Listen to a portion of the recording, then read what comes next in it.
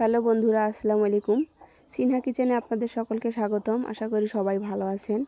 আজ আমি আপনাদের সঙ্গে শেয়ার করব নিরামিষ লাউ রান্না।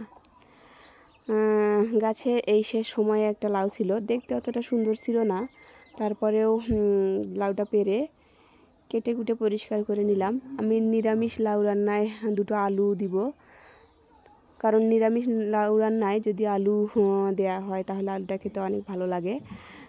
প্রথমে আমি মশলা করে নিলাম, মরিচ বাটা, মশলা বাটা আর একটু আদা বাটা। এখন আমি লাউটা ধুয়ে একটি পাত্রে নিয়ে তার উপর একে একে সব রকম মশলা দিয়ে দিলাম লবণ, পরিমাণ মতো হলুদ দিয়ে মশলার সঙ্গে লাউটা ভালো করে মাখিয়ে নিলাম। মাখিয়ে নেওয়ার পর ঢাকনা দিয়ে কিছুক্ষণের জন্য আমি রেখে দিব।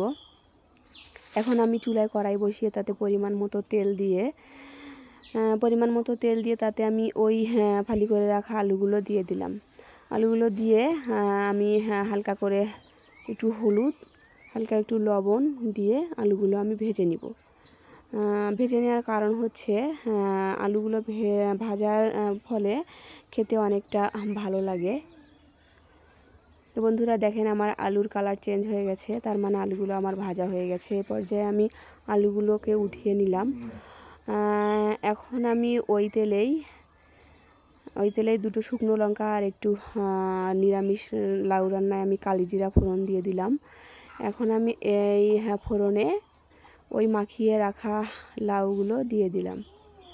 লাউগুলো দেওয়ার পর আমি ভালো করে মিশিয়ে নিয়ে, তো বন্ধুরা সব সময় তো মাছ মাংস দিয়ে লাউ রান্না করে খাওয়া হয়, একদিন এরকম নিরামিষভাবে লাউ রান্না করে খেয়ে দেখবেন, অনেকটা সুস্বাদু হয়।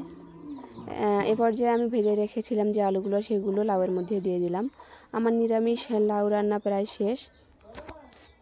তো বন্ধুরা দেখেন, আমার নিরামিষ লাউ রান্না আপনাদের কেমন লাগলো? যদি ভালো লাগে লাইক শেয়ার করবেন।